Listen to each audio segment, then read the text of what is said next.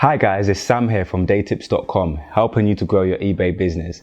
In this video, I'm talking about expanding your eBay business and things to keep in mind when looking to grow and enlarge what you already have on eBay. Now, the major kind of concept that I want to talk about in this video is economies of scale.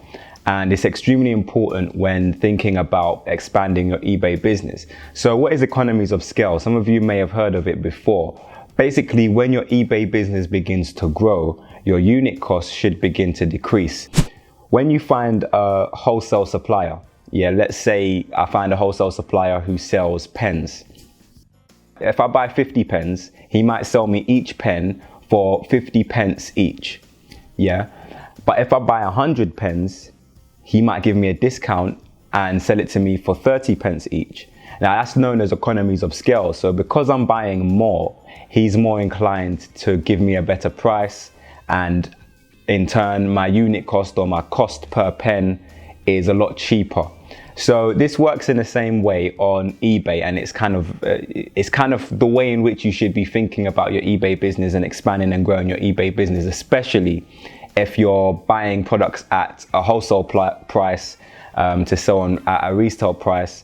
You want to be thinking about economies of scale. Every move that you make in expanding your business, whether you start a website or whether you expand in promoting on social media, or whether you develop your eBay business and start an eBay store, all of the decisions that you make to expand your eBay business should basically be around trying to decrease your unit cost but increase your profit. Another thing that you're going to try and look to decrease as your company expands is your shipping cost.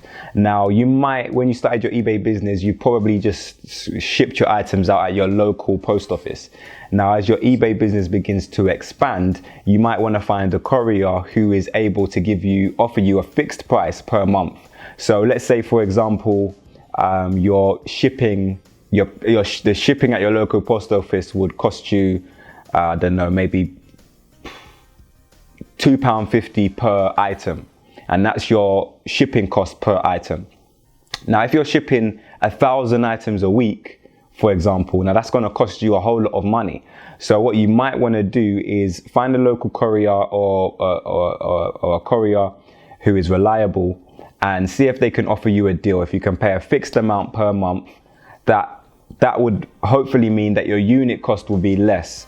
So you might have to pay up front. So, as part of the deal, you might have to pay up front. So it might be a higher initial cost, but in turn, your unit cost goes down, your profit increases, and your eBay business will begin to hopefully flourish. Now, one of the other things that I wanted to talk about when trying to expand your eBay business is definitely trying to pick one niche within eBay and trying to dominate that niche within eBay. And the reason why I say that is because you allow economies of scale to kick in a little bit more.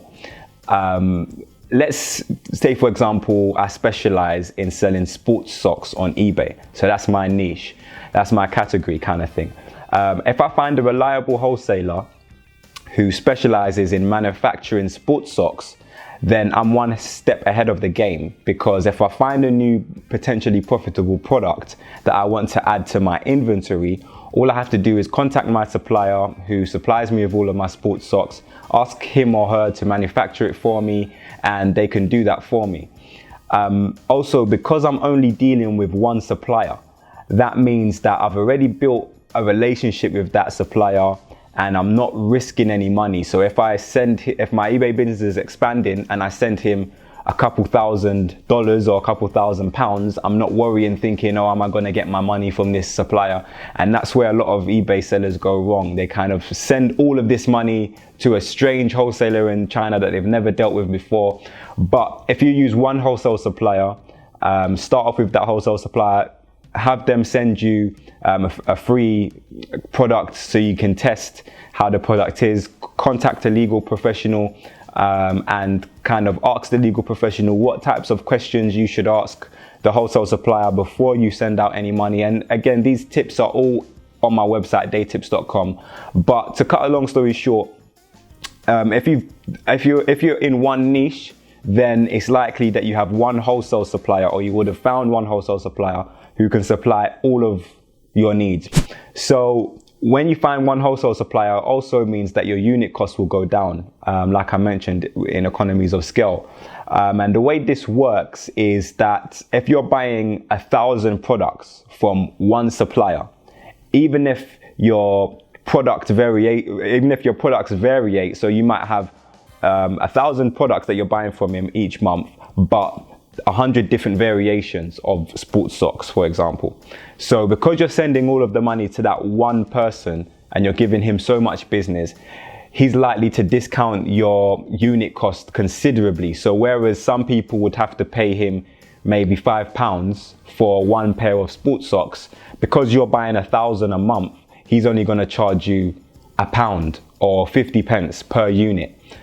So again, your initial cost is going to be larger because you're buying 1,000 a month, but your unit cost will come down, and in turn you can use the profits to help grow your eBay business and to push it forward. Another thing you want to look into when expanding your eBay business is repeat customers. And if you have an eBay store, eBay allows you to send newsletters out to your customers, and also allows you to brand your eBay store and to add logos to your eBay store, which creates a brand image. So you're creating a brand, you're establishing your company as kind of an authority within that niche.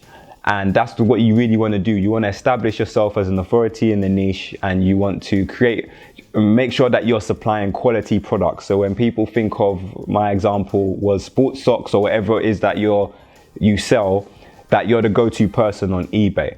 If you want to learn how to make money while you sleep on eBay, download my ebook, which is daytips.com/subscribe. If you go there, you can download the ebook for free. If this video helped you, please click the thumbs up button, leave me a comment, let me know what you think. And until next time, guys, have a great day.